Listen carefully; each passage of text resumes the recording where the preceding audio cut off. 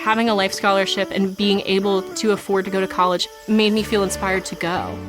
When I got a life scholarship, it was such a relief.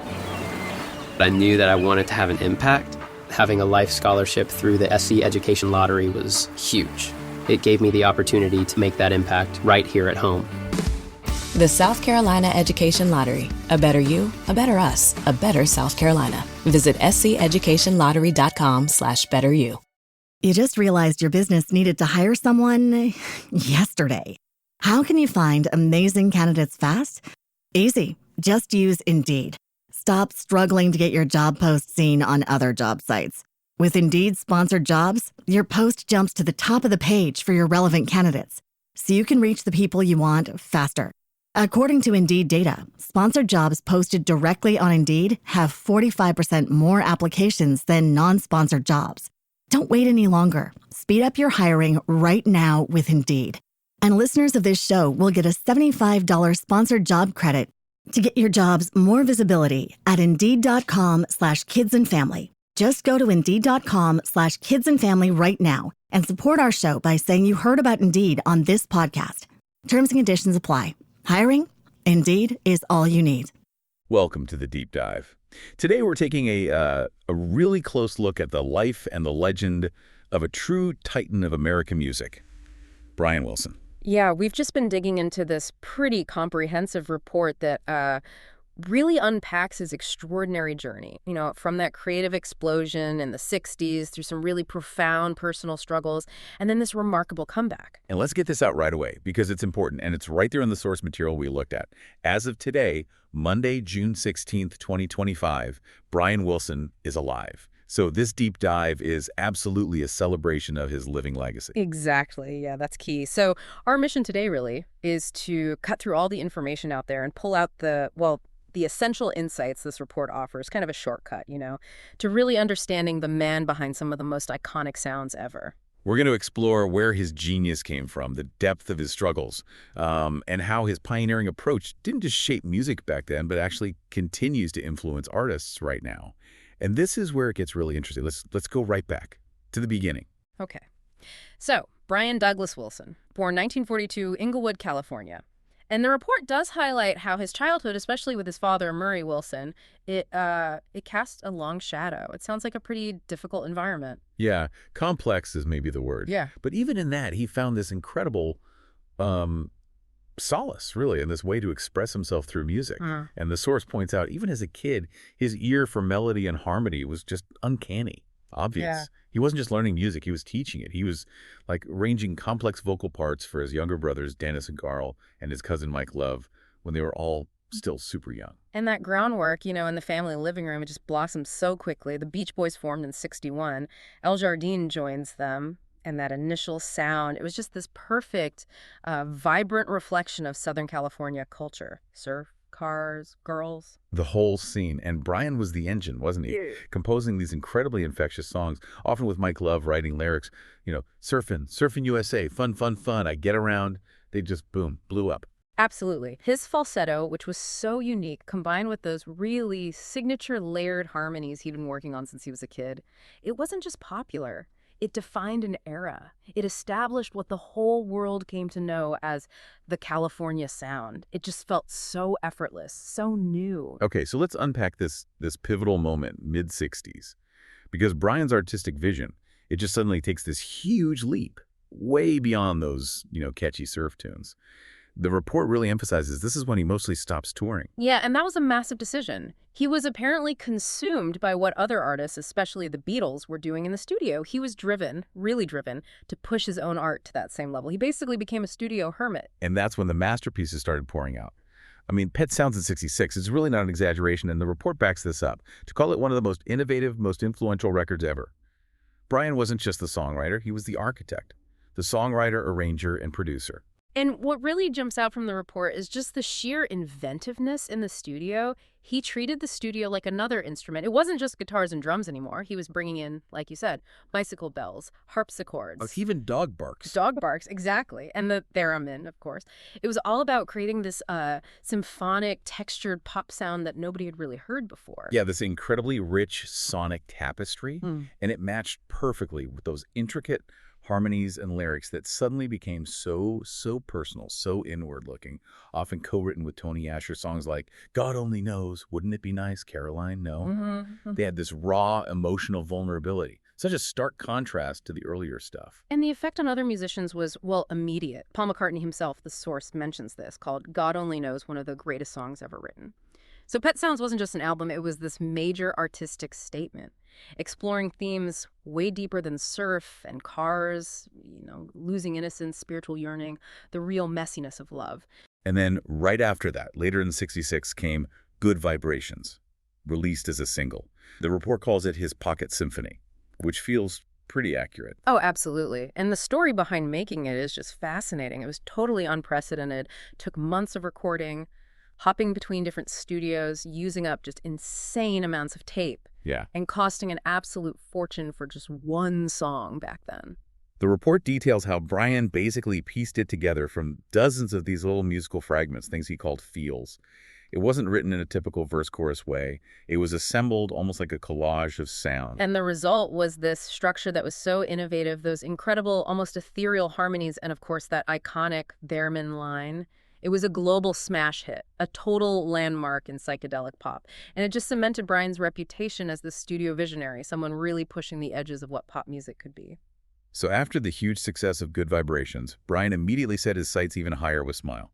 Right. This was meant to be the grand follow-up to Pet Sounds. He famously called it a teenage symphony to God. It was this sprawling, super experimental project designed to completely break musical boundaries. But, as the report lays out, it just didn't happen. It was abandoned in 1967. The sheer weight of expectation, combined with, increasing drug use and these intensifying mental health struggles, which were later diagnosed as schizoaffective disorder. It all just became too much. Yeah, the pressure was immense. And the unfinished album, Smile, it became this almost mythical thing in rock history, a symbol of both the absolute peak of his artistic ambition and, unfortunately, the start of a really, really difficult period for him personally, the Great Lost Album. Thankfully, though, as the source notes, a lot of that amazing material did eventually come out over the years, in bits and pieces. Yeah. And then, in this really powerful moment, Brian himself went back, re-recorded, and finally completed Smiley in 2004. Which was huge. Yeah. It got massive critical acclaim, finally won him a Grammy for it. It felt like, some kind of closure to that whole saga decades later. But those years right after Smile fell apart, they were incredibly tough. He mostly withdrew from public view, was battling severe anxiety, depression, drug dependency. It was a dark time. Yeah, the report touches on how his health really suffered visibly then, and its creative work became much more sporadic. And it mentions the 2014 film Love and Mercy as a sensitive look at these struggles, including that really controversial controlling relationship with his therapist, Eugene Landy. And beyond Brian's own turmoil, the report also gets into the, let's say, complex dynamics within the Beach Boys themselves. It wasn't always smooth sailing. Oh, definitely not. You can't really talk about the Beach Boys without talking about that creative tension, especially between Brian and his cousin, Mike Love. The report kind of positions Love as vital for that early upbeat sound, right? The lyricist, the front man for those big hits. Absolutely. But often clashing with Brian's more experimental avant-garde ideas later on. For sure. Those creative differences, they definitely led to arguments, even legal fights over songwriting credits down the line.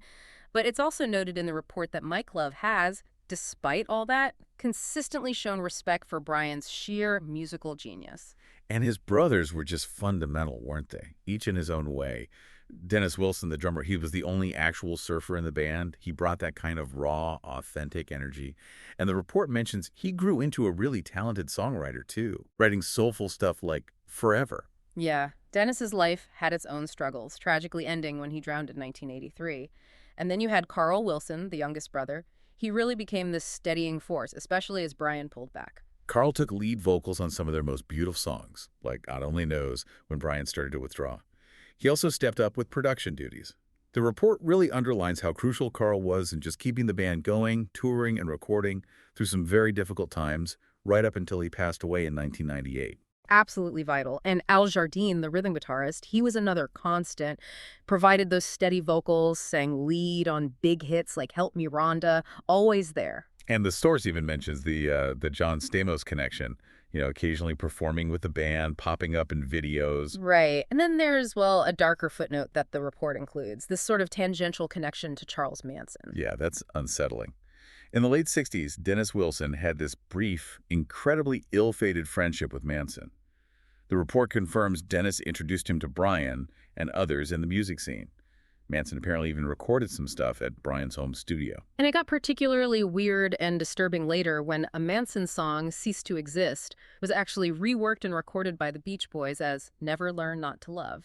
That whole association, especially after the horrific Manson family murders, it just cast this really dark shadow over the band's history. It's such a stark contrast to that sunny image, isn't it? But okay, let's pivot. Because the report also highlights a truly transformative period. Brian's path towards recovery and this vibrant return to music. And this huge shift is really deeply tied to his relationship and then his marriage to Melinda Ledbetter. They got married in '95. And the report really credits her as just this vital force in his life right up until she sadly passed away in early 2024. Yeah, she's widely seen as the person who helped him break free from those controlling situations, like with Dr. Landy, and guided him towards getting the proper medical help he needed for his mental health. And crucially, she encouraged him to get back to music. She was apparently instrumental in getting his solo career going again, getting him back on stage, performing live. Brian himself often called Melinda his savior. He really acknowledged the immense positive impact she had. And his solo career has been really significant. Finishing Smiley in 2004 was just this massive moment, right? Finally bringing that whole ambitious thing full circle. Huge. And he's done successful tours since then, really connected with fans again, playing the classics, but also new stuff. He's earned a lot of renewed critical acclaim for his later work, too. It's interesting. The family musical legacy carries on, too. His daughters, Carney and Wendy Wilson, from his first marriage, they had huge success with Wilson Phillips. And Brian and Melinda also built a family, adopting 5 other children together. And even recent events like that Grammy salute to the Beach Boys in early 2023 where Brian was there, it just underscores that his influence is still incredibly powerful. The report notes how artists across generations were there, paying tribute, performing his songs. Yeah, you see younger artists now like Marcus King or Gracie Abrams citing the Beach Boys and Brian Wilson specifically as major influences. It shows that sound it really does transcend time. So if we kind of tie this all together, the report's ultimate point is just the undeniable lasting legacy of Brian Wilson as a true musical visionary. His pioneering work in the studio, how he used multi-track recording, those incredibly complex arrangements, it completely reshaped how pop and rock music were made, period. He went so far beyond simple song structures. He crafted these immersive sonic worlds that somehow felt deeply personal, but also universally resonant. You just felt them. And that ability he had to weave together those complex, beautiful harmonies with intricate melodies and lyrics that actually explored deep ideas. Yeah. It just set a completely new standard for album-based rock music. He was really operating on the same artistic level as bands like the Beatles. Which is exactly why he was inducted, rightly so, into the Rock and Roll Hall of Fame with the Beach Boys back in '88. And his influence is just everywhere. You can hear traces of it in countless artists across pretty much every genre you can think of. He really proved that pop music could be serious art. That it could express, the deepest human emotions and complex thoughts. And despite a life that was clearly marked by profound personal struggles, serious mental health challenges, terrible losses, his fundamental drive, his commitment to creating music, it just never really went away. His melodies, those harmonies, they still resonate so strongly today. They bring so much joy, but also those moments of real, quiet introspection to people all over the world. It absolutely cements his place, not just as one of America's greatest composers, but as a true artistic visionary. His whole journey, which this report captures so vividly, it's just this powerful testament to creativity, to resilience, and really to the transformative power of music itself. So what does this all mean for you listening? We've taken this deep dive into the many, many layers of Brian Wilson's story. From those sunny, almost carefree sounds he created early on, to the symphonic, ambitious masterpieces, right through the depths of his personal struggles, and finally, his remarkable return. Yeah, I mean, from teaching harmonies to his brothers in a suburban living room to meticulously building these pocket symphonies piece by piece in the studio, his path was just, well, unlike anyone else's. And what's so fascinating when you step back and look at the whole picture, which this report helps you do, is that incredible contrast between the often idyllic world you hear in those early Beach Boys songs and the really complex, sometimes incredibly dark realities Brian was facing personally and within the band's history too. Yeah, definitely. And if we connect this to the bigger picture, it sort of raises an interesting question for you to maybe think about next time you listen to his music. How does knowing about the struggles, the effort, the pain that went into making the art, how does that change how you actually hear it? Does knowing about the painstaking assembly of good vibrations, all those little feels, or the torment that ultimately derailed Smile for decades, does that actually deepen your appreciation for the beauty and the complexity that eventually came out of it all? His incredible journey, laid out so clearly here, it really serves as this powerful reminder, doesn't it? That even when facing just immense challenges, creativity and sheer resilience can forge this enduring legacy. One that truly echoes through time, keeping those good vibrations alive. Having a life scholarship and being able to afford to go to college made me feel inspired to go. When I got a life scholarship, it was such a relief. I knew that I wanted to have an impact. Having a life scholarship through the SC Education Lottery was huge. It gave me the opportunity to make that impact right here at home. The South Carolina Education Lottery. A better you, a better us, a better South Carolina. Visit sceducationlottery.com/betteryou. You just realized your business needed to hire someone yesterday. How can you find amazing candidates fast? Easy. Just use Indeed. Stop struggling to get your job post seen on other job sites. With Indeed sponsored jobs, your post jumps to the top of the page for your relevant candidates, so you can reach the people you want faster. According to Indeed data, sponsored jobs posted directly on Indeed have 45% more applications than non-sponsored jobs. Don't wait any longer. Speed up your hiring right now with Indeed. And listeners of this show will get a $75 sponsored job credit to get your jobs more visibility at Indeed.com/kidsandfamily. Just go to Indeed.com/kidsandfamily right now and support our show by saying you heard about Indeed on this podcast. Terms and conditions apply. Hiring? Indeed is all you need.